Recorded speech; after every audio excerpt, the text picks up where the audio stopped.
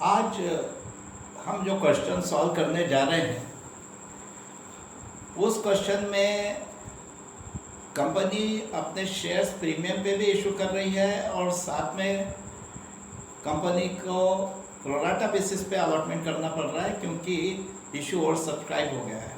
कल के लेक्चर में मैंने बताया था कि आज हम इस टाइप का क्वेश्चन सॉल्व करेंगे जिसमें शेयर्स प्रीमियम पर इशू हो रहे हो और अलॉटमेंट प्रोराटा बेसिस पर हो रहा हो। तो देखिए यहाँ एक क्वेश्चन आपको स्क्रीन पे पहले दिखाया गया है।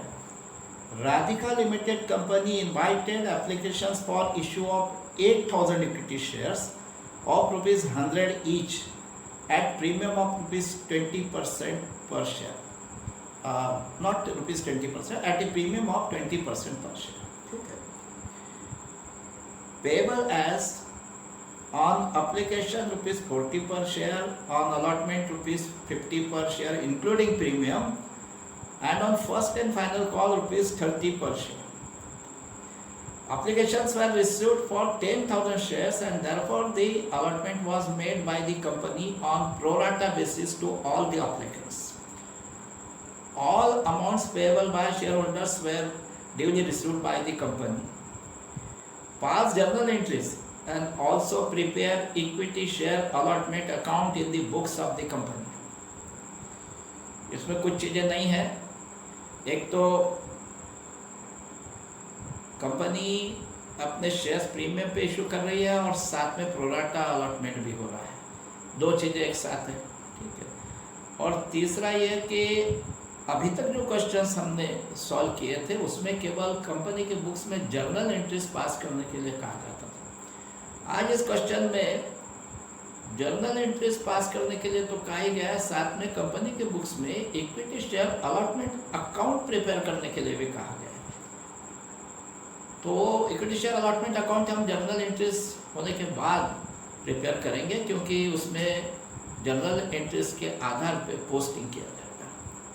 तो हम पहले इस क्वेश्चन को समझ लेते हैं, इसका थोड़ा सा विश्लेषण कर लेते हैं। कंपनी 8,000 शेयर्स इशू करना चाहती है लेकिन कंपनी के पास 10,000 शेयर्स के लिए एप्लीकेशन आया, मतलब इशू और सब्सक्राइब हो गया। अब इशू और सब्सक्राइब हो गया तो कंपनी ने क्या किया कि 10,000 शेयर्स के एप्लीकेंट को 8,000 शेयर्स प्रोराटा बेसिस पे इशू कर दिए। मतलब जैसा इसके पहले के लेक्चर में मैं बता चुका हूँ कि प्रोराटा बेसिस पे अलॉटमेंट क्या होता है। प्रोराटा बेसिस पे जब कंपनी अलॉटमेंट करती है तो यह होता है कि हर एप्लीकेंट्स को जितने शेयर के लिए उसने अप्लाई किया था उतने शेयर्स न अलॉट करते हुए उससे कम शेयर्स अलॉट किए जाते हैं। और ऐसा इसलिए किया जाता है कि इशू और सब्सक्राइब हो जाता है और सब्सक्रिप्शन के केस में ही प्रोराटा अलॉटमेंट की आवश्यकता पड़ती है। और जब भी इस तरह से प्रोराटा अलॉटमेंट होता है तो फिर हर शेयर एप्लीकेंट का कुछ ना कुछ एप्लीकेशन मनी एक्सेस हो जाता है, जिसका कारण मैंने कल बताया था कि हर शेयर एप्लीकेंट ने अप्लाई ज़्यादा शेयर के लिए किया होता है और कंपनी उससे कम शेयर अलॉट करती है उससे। अब जितने शेयर्स के लिए उसने अप्लाई किया होगा उतने शेयर्स का एप्लीकेशन मनी भेजा, लेकिन कंपनी ने अलॉट उससे उतने शेयर किए नहीं, उससे कम शेयर किए। तो हर शेयर होल्डर का कुछ ना कुछ एप्लीकेशन मनी एक्सेस अवश्य होता है, जिसे आगे के इंस्टॉलमेंट में कंपनी एडजस्ट करती है, ठीक है। तो आज भी वही हो रहा है। 10,000 शेयर के लिए एप्लीकेशन आए हैं जबकि कंपनी के पास केवल 8,000 शेयर है। तो 10,000 शेयर्स के एप्लीकेंट को कंपनी ने 8,000 शेयर्स प्रोराटा बेसिस पे अलॉट किए, मतलब सबको थोड़े थोड़े शेयर्स दिए, जितने मांगे उतने नहीं दिए गए।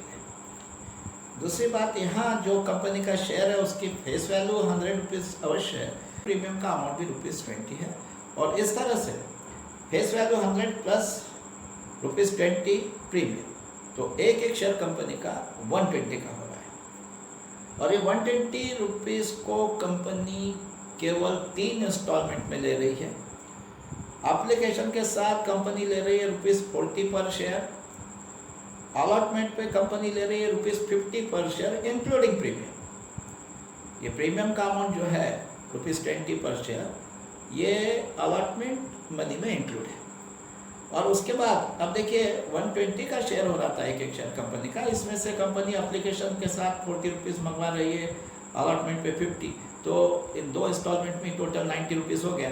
अब बचा 30 रुपीज़, 120 में से 90 2 इंस्टॉलमेंट में हो गया, 30 रुपीज़ बचा। वो 30 रुपीज़ कंपनी एक आखिरी कॉल है, फर्स्ट एंड फाइनल कॉल, उस पर मंगवा रही है, ठीक है।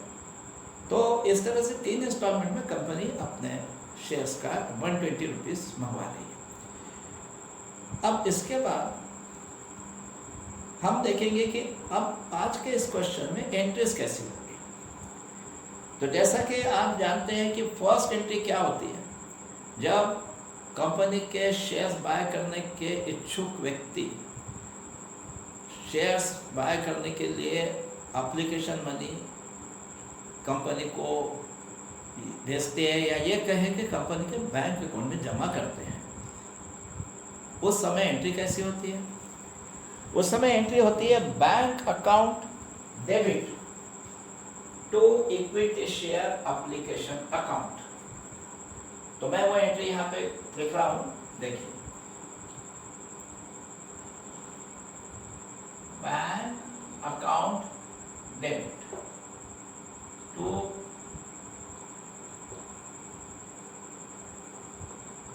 Equity share application account. अब इसका अमाउंट कितना होगा? मैं पहले के लेक्चर्स में बता चुका हूं कि पहले एंट्री का अमाउंट किस तरह से कैलकुलेट करना है, number of shares applied multiplied by application money पर शेयर। अब इस क्वेश्चन में नंबर ऑफ शेयर्स अप्लाइड 10,000 है, याद रखिए 8,000 नहीं है, 8,000 शेयर्स कंपनी इशू करना चाहती है, लेकिन एप्लीकेशन 10,000 शेयर्स के लिए आए हैं पब्लिक की तरफ से, मतलब नंबर ऑफ शेयर अप्लाइड 10,000 है। अब जाहिर है कि अगर लोगों ने 10,000 शेयर्स के लिए अप्लाई किया है तो कंपनी को एप्लीकेशन मनी भी 10,000 शेयर्स का प्राप्त हुआ है, ठीक है। तो एप्लीकेशन मनी का कैलकुलेशन कैसे करना है, number of share applied multiplied by application money पर शेयर, और एप्लीकेशन मनी पर शेयर है यहाँ पर ₹40। तो number of share applied 10,000 multiplied by application money पर शेयर ₹40, 10,000 मल्टीप्लाइड बाय 40, ये अमाउंट हो रहा है 4 लाख। तो हम बैंक अकाउंट को डेबिट कर देंगे 4 लाख से, और इक्विटी शेयर एप्लीकेशन अकाउंट को क्रेडिट भी कर देंगे 4 लाख से। Bank account debit 4 lakh to equity share application account 4 lakh, ये हो गई आपकी पहली एंट्री। अब आप जानते हो कि दूसरी एंट्री में हमें क्या करना होता है, ये जो एप्लीकेशन मनी फर्स्ट एंट्री में इक्विटी शेयर एप्लीकेशन अकाउंट में क्रेडिट किया है, उसको यहाँ से हम इक्विटी शेयर कैपिटल अकाउंट में ट्रांसफर करते हैं। अब यदि एप्लीकेशन मनी में प्रीमियम का कुछ पार्ट इंक्लूड हो या पूरा ही प्रीमियम का अमाउंट इंक्लूड हो, तो ऐसे केस में ये जो इक्विटी शेयर एप्लीकेशन अकाउंट में जो अमाउंट क्रेडिट किया गया है फर्स्ट एंट्री में, ये एंटायर अमाउंट सेकंड एंट्री में इक्विटी शेयर कैपिटल अकाउंट में ट्रांसफर नहीं होता, क्योंकि उसमें कुछ प्रीमियम भी इंक्लूड होता है। तो फिर वो ये एंटायर अमाउंट अकेले इक्विटी शेयर कैपिटल अकाउंट में क्रेडिट करने के बजाय उसका बाइफरकेशन कर दिया जाता है, उसमें से कुछ amount equity share capital account में क्रेडिट होता है और जो प्रीमियम का अमाउंट है वो सेकेंडरी प्रीमियम अकाउंट में क्रेडिट होता है।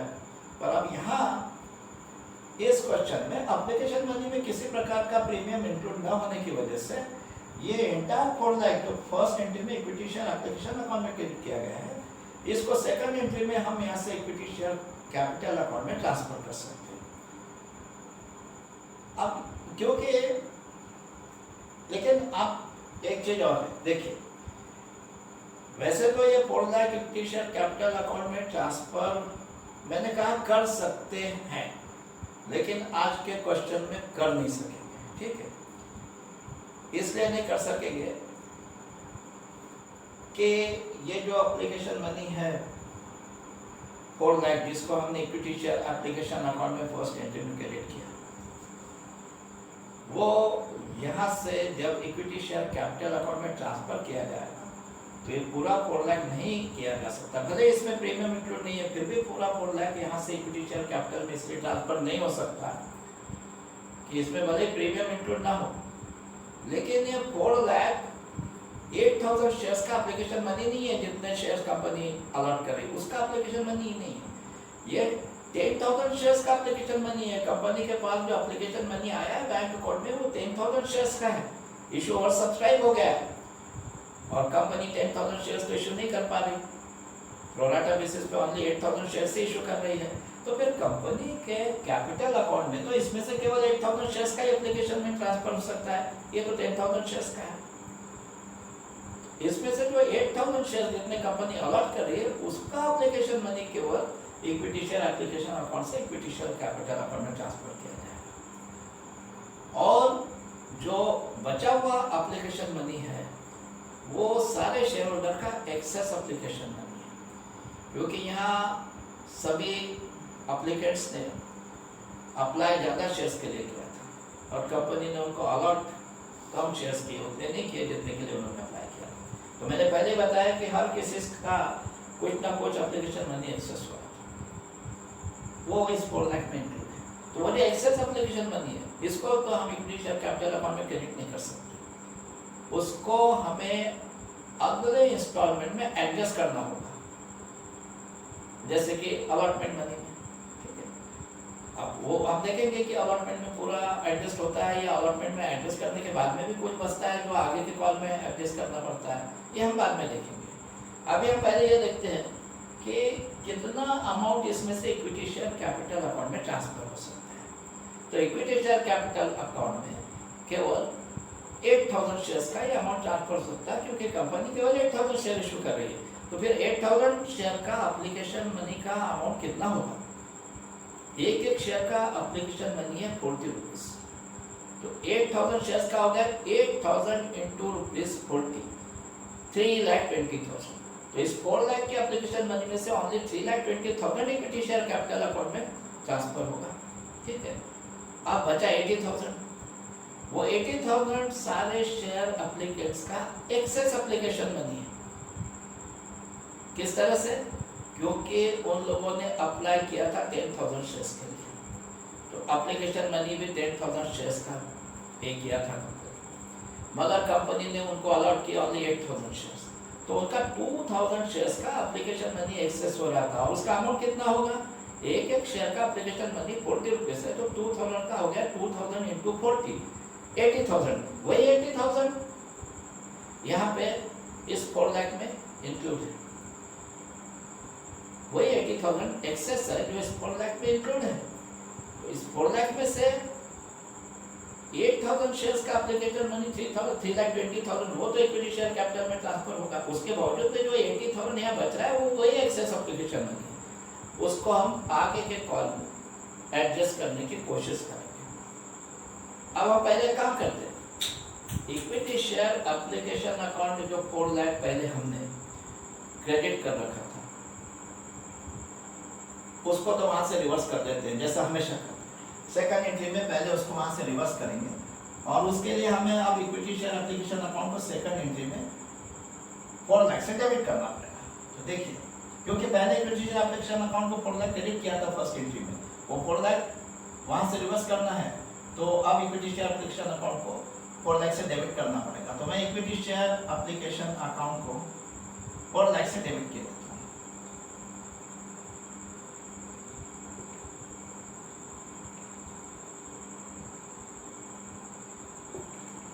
Equity share application account debit 4 lakh. अब जैसा मैंने बताया कि पूरा 4 lakh equity share capital account में क्रेडिट नहीं हो सकता, क्योंकि ये 10,000 शेयर्स का एप्लीकेशन मनी है, कंपनी ने इशू किए केवल 8,000 शेयर्स, तो 8,000 शेयर्स का ही एप्लीकेशन मनी कंपनी का कैपिटल बन सकता है। केवल 8,000 शेयर्स का application money equity share capital account में ट्रांसफर हो सकता है, और वो हो रहा है 8,000 इंटू रुपीज 40, 3,20,000। तो अब 3,20,000 को इक्विटी शेयर कैपिटल अकाउंट में क्रेडिट कर देंगे। टू इक्विटी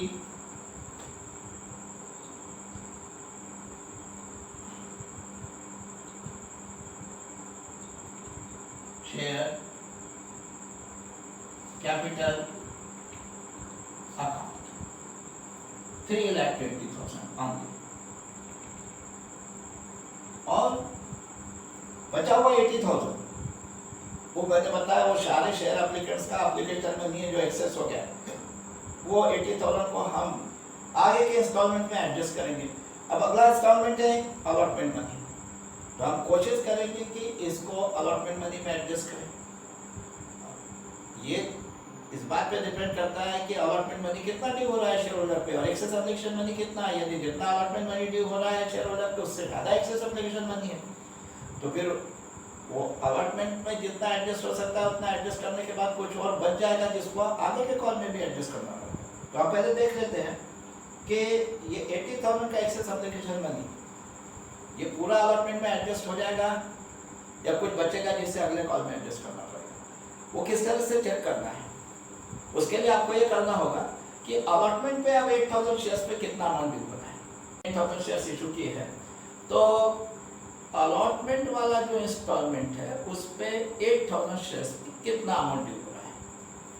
ठीक है, अब देखिए पर शेयर अलॉटमेंट मनी है ₹50, तो 8,000 शेयर्स पे 8,000 इंटू ₹50 4 लाख रुपीस अलॉटमेंट वाले इंस्टॉलमेंट पे ड्यू हो रहा है। अब 4 लाख में ये एक्सेस एप्लीकेशन मनी 80,000 तो पूरी तरह से एडजस्ट हो जाएगा, कुछ नहीं बचने वाला, बल्कि 80,000 application excess application money 4 lakh में एडजस्ट करने के बावजूद भी और कुछ अमाउंट अलॉटमेंट का हमें मंगवाना पड़ेगा शेयर होल्डर से। तो इसका मतलब ये 80,000 पूरा अलॉटमेंट में ही एडजस्ट हो जा रहा है। तो फिर इस 80,000 को एक्सेस एप्लीकेशन मनी को हम अभी से इक्विटी शेयर अलॉटमेंट अकाउंट में क्रेडिट कर देते हैं, जो कि वैसे भी आपको मैंने कल भी बताया था कि जब अलॉटमेंट मनी आता है बैंक अकाउंट में तब भी क्या एंट्री होती है, bank account debit to equity share allotment account. तो ऐसा समझ लीजिए कि अलॉटमेंट मनी जो ड्यू था शेयर होल्डर पे उसमें का 80,000 आ ही गया है कंपनी के पास, क्योंकि वो इस 4 लाख में इंक्लूड है एक्सेस एप्लीकेशन मनी, उसे कंपनी अलॉटमेंट वाले इंस्टॉलमेंट में एडजस्ट करने जा रही है। तो ये ऐसा हम समझ लेंगे कि अलॉटमेंट पे जितना ड्यू है शेयर होल्डर पे उसमें का 80,000 तो एक्सेस शेयर एप्लीकेशन मनी से रिकॉर्ड होने वाला है। मतलब 80,000 ऑलरेडी कंपनी के बैंक अकाउंट में आ चुका है, इस 4 लाख में वो भी इंक्लूड है, वो इस बैंक अकाउंट में ऑलरेडी डेबिटेड है।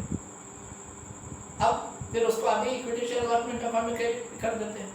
ठीक है, तो फिर हम उस इक्विटी 80,000 को अभी से इक्विटी शेयर अलॉटमेंट अकाउंट में क्रेडिट कर देते हैं टू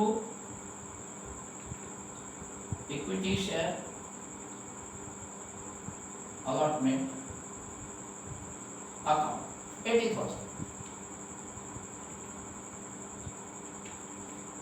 अब देखिए ये कंप्लीट एंट्री हो गई, equity share application account debit 4 lakh to equity share capital account 3,20,000 to equity share allotment account 80,000। ये 4 लाख का जो एप्लीकेशन मनी फर्स्ट एंट्री में इक्विटी शेयर एप्लीकेशन अकाउंट में क्रेडिट किया था, पहले तो सेकंड एंट्री में हमने उसको वहां से रिवर्स किया इक्विटी शेयर एप्लीकेशन अकाउंट को डेबिट करके, और उसमें से केवल 3,20,000 जो कि 8,000 शेयर्स का एप्लीकेशन मनी है, जितने शेयर कंपनी अलॉट कर दी, उससे हमने इक्विटी शेयर कैपिटल अकाउंट में क्रेडिट कर दिया 8,000 इंटू ₹40 3,20,000, और सारे शेयर होल्डर का 2,000 शेयर्स का एप्लीकेशन मनी एक्सेस हो गया था, क्योंकि सारे एप्लीकेंट्स ने कुल मिला के 10,000 शेयर्स का एप्लीकेशन मनी भेजा था और कंपनी ने ओनली उनको 8,000 शेयर्स अलॉट किए थे। तो 2,000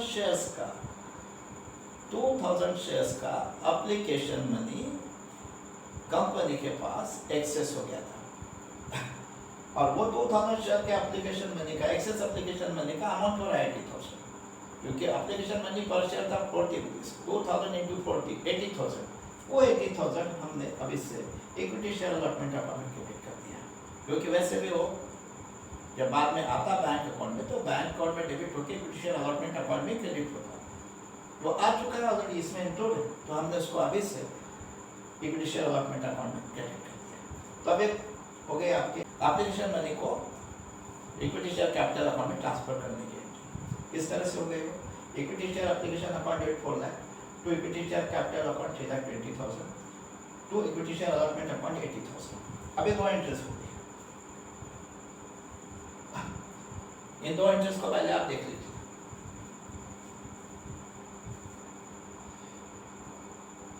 अब इसके बाद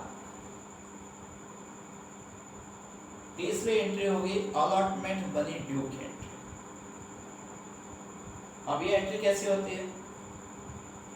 जितना अमाउंट अलॉटमेंट मनी का शेयर होल्डर पे ड्यू होने जा रहा है उतने अमाउंट से हम इक्विटी शेयर अलॉटमेंट अकाउंट को डेबिट करेंगे।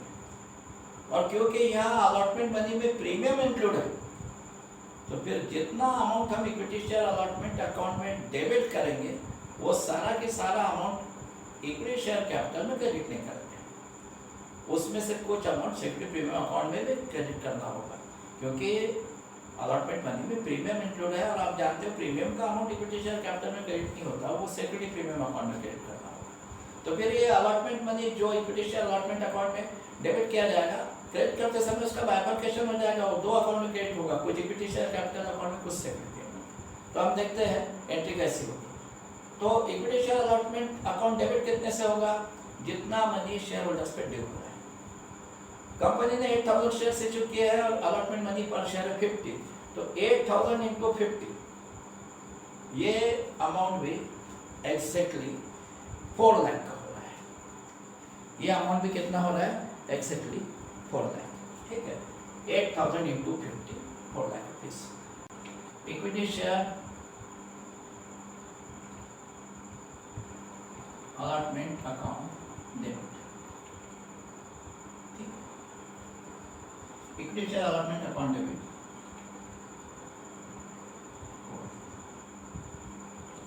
मैंने इस अमाउंट को पहले इक्विटी शेयर अलॉटमेंट अकाउंट में डेबिट कर दिया।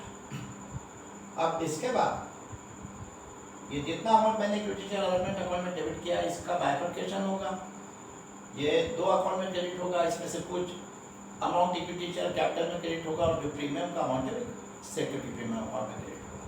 अब इक्विटी शेयर कैपिटल अकाउंट में कितना क्रेडिट करें? 50 रुपीज पर शेयर जो अलॉटमेंट का अमाउंट है इसमें से 30 rupees equity share capital account में जाएगा, 30 रुपीज पर शेयर, और प्रीमियम का अमाउंट है 20 रुपीज पर शेयर, तो 20 rupees per share security premium account में जाएगा। तो 30 रुपीज पर शेयर के हिसाब से 8000 शेयर्स का 8000 into 30 2,40,000 equity share capital account में कर देंगे।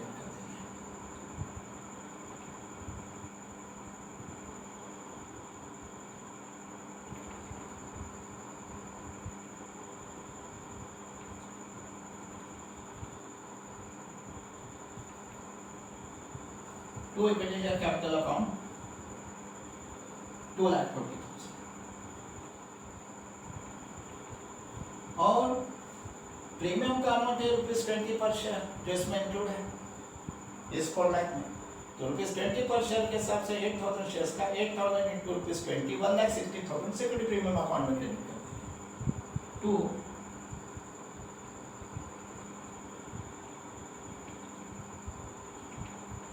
Security premium account 1,60,000। देखिए equity share allotment account debit 4 lakh, to equity share capital account 2,40,000, to security premium account 1,60,000। देखिए डेबिट क्रेडिट टैली हो गया। ये हो गई आपकी अलॉटमेंट मनी ड्यू की। अब ये तीनों एंट्रीज को आप देख लीजिए एक बार अच्छे से। एप्लीकेशन मनी बैंक अकाउंट में आने से लेके अलॉटमेंट मनी ड्यू तक की सारी एंट्रीज मैंने आपको बता दिया। अब इसके बाद ये अलॉटमेंट मनी जब बैंक अकाउंट में आएगा तो अब 4 लाख नहीं आएगा। शेयर होल्डर पे ड्यू जरूर 4 लाख हो रहा था, हमने अलॉटमेंट मनी ड्यू की एंट्री में इक्विटी शेयर अलॉटमेंट अकाउंट को 4 लाख से डेबिट जरूर किया, लेकिन 4 लाख बैंक अकाउंट में इसलिए नहीं आएगा कि इसमें से 80,000 ऑलरेडी रिकवर हो चुका है। वो जो सारे शेयर होल्डर का एक्सेस एप्लीकेशन मनी था 80,000 वो ऑलरेडी अलॉटमेंट अकाउंट में हमने यहाँ क्रेडिट कर दिया था। मतलब उतना अमाउंट हमने अलॉटमेंट पे जो मनी ड्यू हो रहा है उसमें एडजस्ट कर दिया था। तो अब शेयर होल्डर उतना अमाउंट कम पे करेंगे। सारे शेयर होल्डर पे 4 लाख भले ड्यू है अलॉटमेंट का, लेकिन शेयर होल्डर की तरफ से अब 4 लाख पे नहीं किया जाएगा। सभी का कुछ एक्सेस एप्लीकेशन मनी है, तो जितना एक्सेस एप्लीकेशन मनी है उतना अब बैंक अकाउंट में कम आएगा। एक्सेस एप्लीकेशन मनी था 80,000, वो अलॉटमेंट में पहले से एडजस्टेड था, तो अब 4 लाख में से 80,000 माइनस करके ओनली 3,20,000 रुपये से बैंक अकाउंट में आएगा। तो अब ये जो एंट्री होगी ये ओनली 3,20,000 की होगी। Bank account debit. अब मैं आगे की एंट्रीज कर देता हूँ। आगे की एंट्रीज करने के लिए मैं इसको मिटा देता हूँ।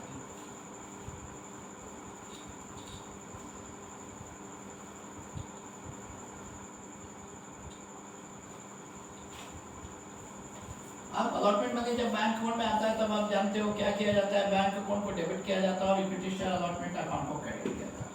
तो मैं बैंक अकाउंट को 3,20,000 से डेबिट करूंगा, क्योंकि बैंक में केवल 3,20,000 ही अलॉटमेंट मनी आएगा।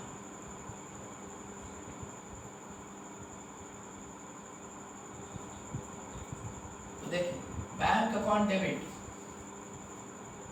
3,20,000 तो equity share allotment account 3,20,000 bank account में 3,20,000 इक्विटी शेयर अलॉटमेंट अकाउंट 3,20,000। ये अलॉटमेंट मनी बैंक अकाउंट में रिसीव होने की एंट्री होती है। अब एप्लीकेशन मनी की 2 एंट्री हो गई, अलॉटमेंट मनी की 2 एंट्री हो गई। अब बचा है आखिरी call, first and final call. First and final call money due होने की एंट्री किस तरह से होती है? Equity share first and final call account debit to equity share capital account. जितना amount first and final call का शेयर होल्डर पे ड्यू होने वाला है उतने अमाउंट से equity share first and final call account को डेबिट कर दो और उतना ही amount equity share capital account में क्रेडिट कर दो। तो मैं वो एंट्री यहाँ करने जा रहा हूँ। Equity share first and final call, क्योंकि फर्स्ट कॉल ही फाइनल कॉल है इसलिए मैं यहाँ लिखूंगा equity share first and final call account debit to equity share capital account. अब कितना मनी फर्स्ट कॉल पे ड्यू है उतने अमाउंट की एंट्री होगी। तो देखिए क्वेश्चन में लिखा है कि फर्स्ट कॉल पे 30 रुपीज पर शेयर। अब यदि 30 रुपीज पर शेयर ड्यू है और कंपनी ने केवल 8,000 शेयर इशू किए हैं तो 8,000 शेयर इंटू ₹30 2,40,000 का amount first and final call पे ड्यू हो रहा है।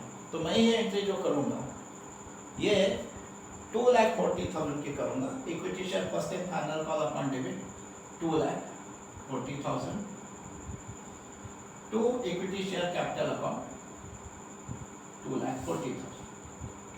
चलिए फर्स्ट कॉल मनी ड्यू की एंट्री भी हो गई। Equity share first and final call account debit 2,40,000 to equity share capital account 2,40,000। अब ये first and final call money जब बैंक अकाउंट में आएगा उस समय कैसे एंट्री होगी आप लोग जानते हो। Bank account debit to equity share first and final call account. अब ये बैंक अकाउंट डेबिट क्यों होता है? जब भी कोई किसी इंस्टॉलमेंट का मनी बैंक अकाउंट में आता है तो बैंक अकाउंट डेबिट क्यों होता है और उसके अगेंस्ट में जो भी अकाउंट क्रेडिट होते हैं, जैसे जिस इंस्टॉलमेंट का वो अमाउंट है बैंक अकाउंट में आया है उसी इंस्टॉलमेंट अकाउंट को हम क्रेडिट करते हैं। ये सब क्यों करते हैं इसका एक्सप्लेनेशन पहले के लेक्चर्स में हो चुका है, उसको अब हम दोहराएंगे नहीं। बस अब आपको मैं ये एंट्री आपको पता ही है, मैं वो एंट्री यहाँ आपको लिख के बता रहा हूँ, ठीक है। और उसका अमाउंट कितना होगा ये बता रहा हूँ। एंट्री होगी bank account debit to equity share first and final call account. थोड़ा जगह की की कमी की वजह से ये जो equity share first and final call है वो थोड़ा इधर आगे तक लिखना पड़ा मुझे, क्योंकि अकाउंट का नाम काफ़ी लंबा है। आशा करता हूँ आप समझ रहे होंगे। Bank account debit to equity share first and final call.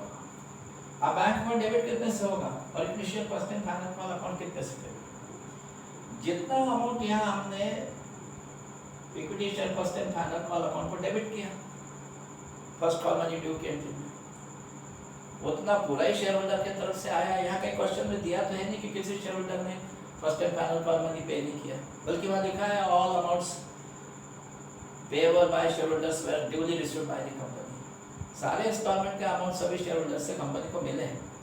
तो फिर फर्स्ट एंड फाइनल कॉल पे जितना शेयर होल्डर पे ड्यू हो रहा था 2,50,000, ये पूरा आ गया है कंपनी के बैंक अकाउंट में।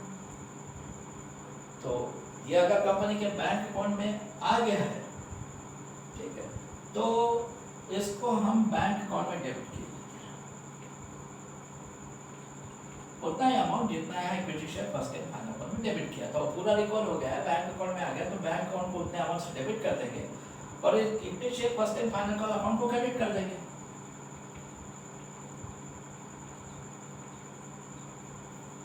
Bank account debit 2,40,000 to equity share first and final call account 2,40,000, ठीक है। अब ये देखिए, ये equity share first and final call account आपका क्लोज हो गया, उसको ड्यू की एंट्री में आपने 2,40,000 से डेबिट किया था और अब इस एंट्री में 2,40,000 से क्रेडिट कर दिया। डेबिट क्रेडिट दोनों एक वो अकाउंट क्लोज होना ही चाहिए था, क्योंकि फर्स्ट एंड फाइनल कॉल का मनी जितना शेयर होल्डर पे ड्यू था पूरा अगर मिल गया तो वो अकाउंट क्लोज होना चाहिए था और वो क्लोज हो गया, ठीक है। अब इस एंट्री के बाद सारी एंट्रीज जो है आज के क्वेश्चंस की हमारी हो गई। अब ये एंट्रीज होने के बाद में आपसे जनरल एंट्रीज के अलावा यहाँ एक चीज़ और कही गई है कि आपको इक्विटी शेयर अलॉटमेंट का अकाउंट तैयार करना है कंपनी के बुक्स में। अब ये अकाउंट किस तरह तैयार करेंगे वो भी मैं आपको यहाँ पे बोर्ड पे बताऊंगा।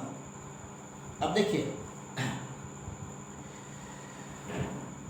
ये आप पिछले साल आपको पढ़ाया गया होगा, इसके पूर्व में आपको पढ़ाया गया होगा कि भाई ये लेजर अकाउंट किस तरह से तैयार किए जाते हैं। इक्विटी शेयर अलॉटमेंट का लेजर अकाउंट है जो कंपनी के बुक्स में तैयार करना है हमें।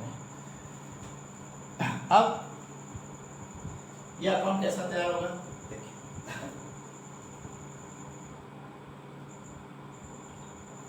मैं यहाँ उस अकाउंट के कॉलम बना देता हूँ।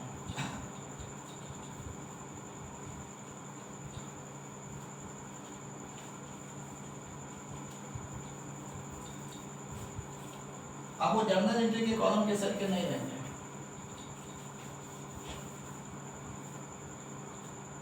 और क्योंकि ये जो मैं इक्विटी शेयर अलॉटमेंट अकाउंट यहाँ पे आपको बना के बता रहा हूँ वो स्क्रीन पे बताया नहीं, तो आप लोग इस अकाउंट को जैसा मैं यहाँ बना रहा हूँ अच्छा रहेगा कि आप अपने नोटबुक में उसको कॉपी भी कर देंगे। देखिए,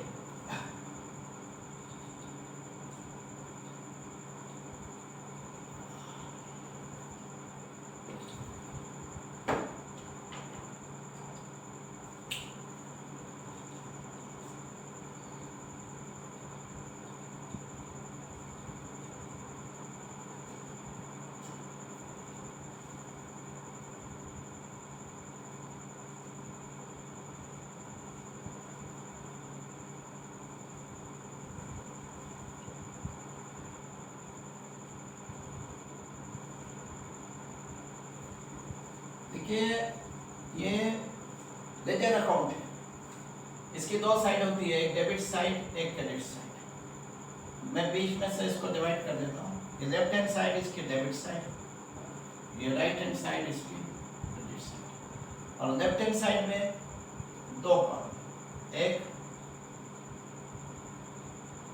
पर्टिकुलर्स का कॉलम और एक अमाउंट का कॉलम।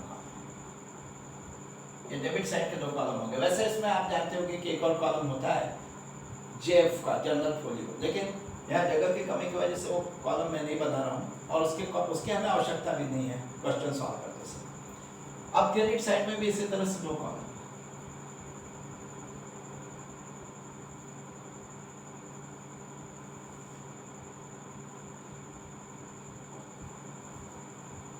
अब आपको क्या करना है, कंपनी के बुक्स में यदि equity share allotment account prepare करना है तो जो भी जर्नल एंट्रीज आपने किए हैं अभी तक, वो जर्नल एंट्रीज में जहाँ जहाँ आपको इक्विटी शेयर अलॉटमेंट अकाउंट का नाम दिखेगा, चाहे वो डेबिट हो रहा हो क्रेडिट हो रहा हो, उस एंट्री का इस अकाउंट में पोस्टिंग करना पड़ेगा।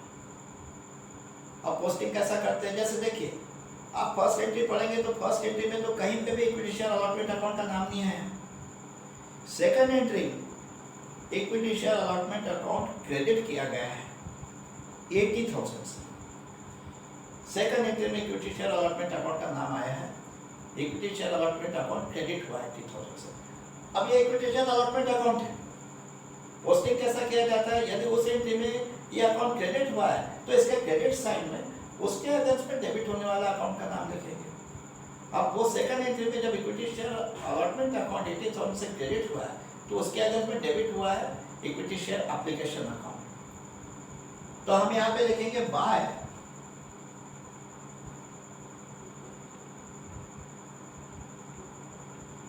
Equity share application account. और उस सेकंड एंट्री में इक्विटी शेयर अलॉटमेंट अकाउंट के सामने जितना अमाउंट लिखा है, जितने अमाउंट से इक्विटी शेयर अलॉटमेंट अकाउंट को क्रेडिट किया 80,000, उतना ही अमाउंट यहाँ लिखेंगे। भले सेकंड एंट्री में इक्विटी शेयर एप्लीकेशन अकाउंट तो आपने 4 लाख से डेबिट किया था, लेकिन वो 4 लाख से डेबिट किया था पर उसके अगेंस्ट पे 2 अलग अलग अकाउंट क्रेडिट हुए थे। एक इक्विटी शेयर कैपिटल अकाउंट 3,20,000 से क्रेडिट हुआ था और दूसरा इक्विटी शेयर अलॉटमेंट अकाउंट 80,000 से क्रेडिट हुआ था। तो ये इक्विटी शेयर अलॉटमेंट अकाउंट है, ये केवल 80,000 से क्रेडिट हुआ था।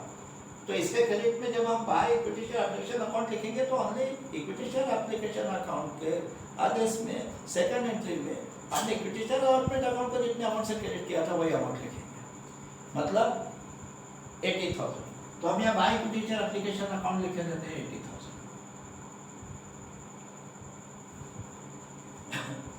अब इसके बाद में अलॉटमेंट मनी ड्यू की जो एंट्री है, उस एंट्री में फिर इक्विटी शेयर अलॉटमेंट अकाउंट का नाम आ रहा है। Equity share allotment account debit हुआ है, ये इक्विटी शेयर अलॉटमेंट अकाउंट ही है, ये डेबिट हुआ है। तो इसके डेबिट साइड में पोस्टिंग होगा और इसके डेबिट साइड में उस एंट्री में जो account equity share allotment account के अगेंस्ट में क्रेडिट हो रहा है उस अकाउंट का नाम लिखा जाएगा और उसके अगेंस्ट में 2 अकाउंट क्रेडिट हो रहा है। एक है इक्विटी शेयर कैपिटल अकाउंट और दूसरा है सेफ्टी प्रीमियम अकाउंट। तो इक्विटी शेयर अलॉटमेंट अकाउंट जब डेबिट हो रहा है उस एंट्री में तो उसके अगेंस्ट में यदि 2 अकाउंट क्रेडिट हो रहे हैं तो इक्विटी शेयर अलॉटमेंट अकाउंट के डेबिट में उन दोनों अकाउंट का नाम लिखना होगा। और वो 2 अकाउंट है, एक है इक्विटी शेयर कैपिटल अकाउंट और दूसरा है सिक्योरिटी प्रीमियम अकाउंट। तो हम यहाँ लिख देंगे डेबिट साइड में तो इक्विटी शेयर कैपिटल अकाउंट। और उस एंट्री में जब equity share allotment account debit हुआ है दूसरी एंट्री में तो उसके अगेंस्ट में जो 2 अकाउंट क्रेडिट हुए उनका अमाउंट कैसा है, equity share capital account credit किया गया है 2,40,000 से, तो हम यहाँ लिख देंगे 2,40,000। और उस इक्विटी शेयर अलॉटमेंट अकाउंट के अगेंस्ट में उस एंट्री में और एक अकाउंट क्रेडिट किया गया है सिक्योरिटी प्रीमियम, तो उसको भी यहाँ लिख देंगे 2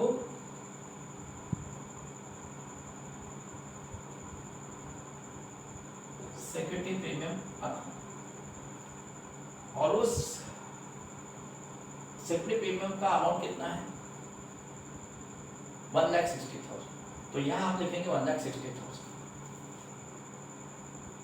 देखिए वो एंट्री कैसी हो रही थी, फिर मैं एक बार दोहरा देता हूँ। वो जो सेकंड एंट्री थी अलॉटमेंट मनी ड्यू की, वो हो रही थी equity share allotment account debit to equity share capital account to safety premium account. Equity share allotment account debit 4 lakh to equity share capital account 2,40,000 to safety premium account 1,60,000। वो जब equity share allotment account debit हो रहा था उसके against में 2 account credit हो रहे थे।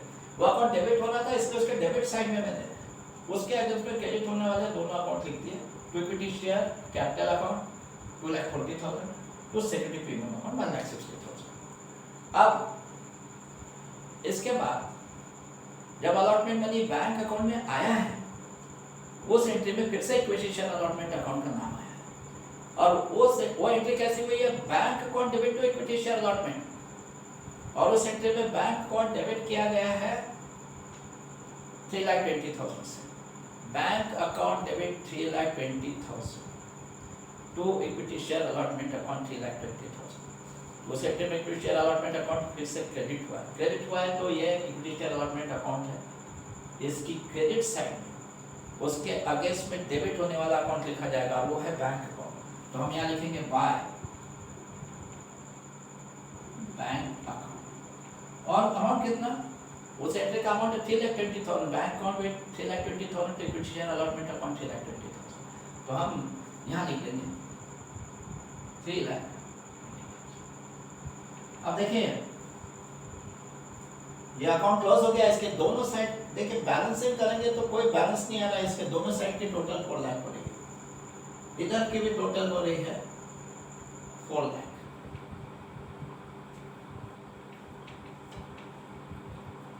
और इधर की भी टोटल हो रही है 4 लाख।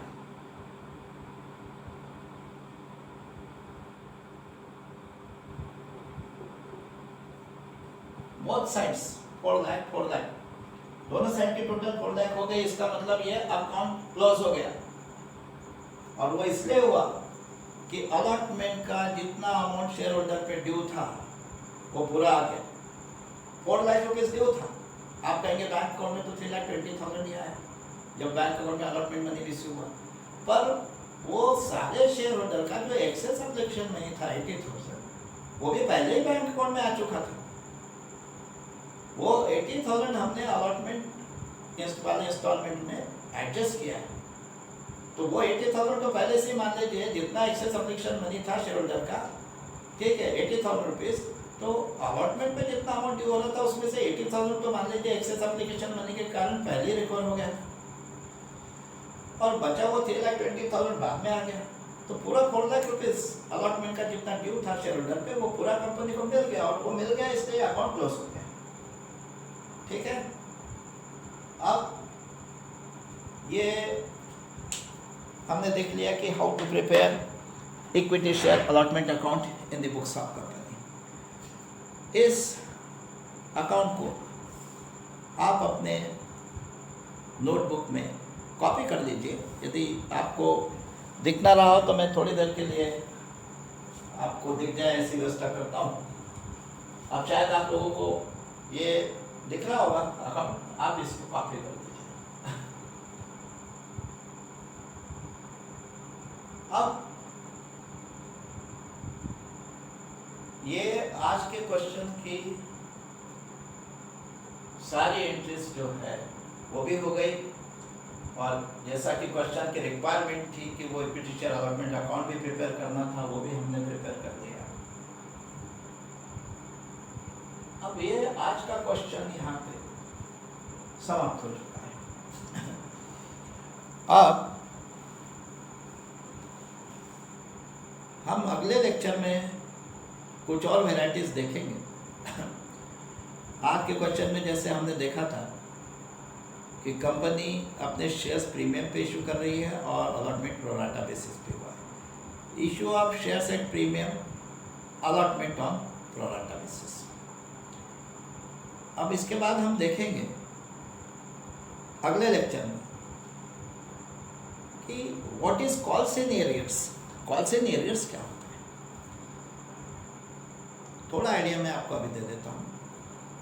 अभी जो इंस्टॉलमेंट ड्यू होते हैं शेयर होल्डर पे एप्लीकेशन मनी के बाद, allotment money, first call money, यदि सेकंड एंड फाइनल कॉल है तो second and final call money, इसमें से यदि किसी इंस्टॉलमेंट का अमाउंट कोई शेयर होल्डर पे नहीं करता है निर्धारित समय पे, वो जो एक निर्धारित समय एक जो निश्चित तारीख दी है उसका अमाउंट पे करने के लिए, उस तारीख तक अगर कोई शेयर होल्डर अमाउंट पे नहीं करता है तो हम कहते हैं कि उस इंस्टॉलमेंट का अमाउंट जो है वो एरियर्स में चला गया। एरियर्स मतलब वो शेयर होल्डर से मिला नहीं, ठीक है, उसको कहेंगे कॉल्स इन एरियर्स, ठीक है। It is called calls in arrears. Calls in arrears मतलब जिस इंस्टॉलमेंट को कंपनी ने कॉल कर लिया, मंगा लिया, लेकिन फिर भी शेयर होल्डर से मिला नहीं, मिलना बकाया है। एरियर्स का मतलब ही बकाया होता है। कंपनी ने जिस इंस्टॉलमेंट का अमाउंट मंगवा लिया था लेकिन फिर भी शेयर होल्डर से मिला नहीं, बकाया है, उसको कहा जाता है कॉल्स इन एरियर्स। और वो कॉल्स इन एरियर्स से रिलेटेड फिर एंट्रीज कैसी होती है, ठीक है, इसको हम अगले लेक्चर में देखेंगे। अगले लेक्चर में हम ऐसा क्वेश्चन सॉल्व करेंगे जिसमें कॉल्स इन एरियर्स भी हो रहा हो, मतलब कोई एक आध शेयर होल्डर ऐसा है जिसने किसी इंस्टॉलमेंट का अमाउंट पे नहीं किया कंपनी को। तो तब तक अब ये ऐसा क्वेश्चन हम अगले लेक्चर में देखेंगे। तब तक आप प्रतीक्षा कीजिए। धन्यवाद।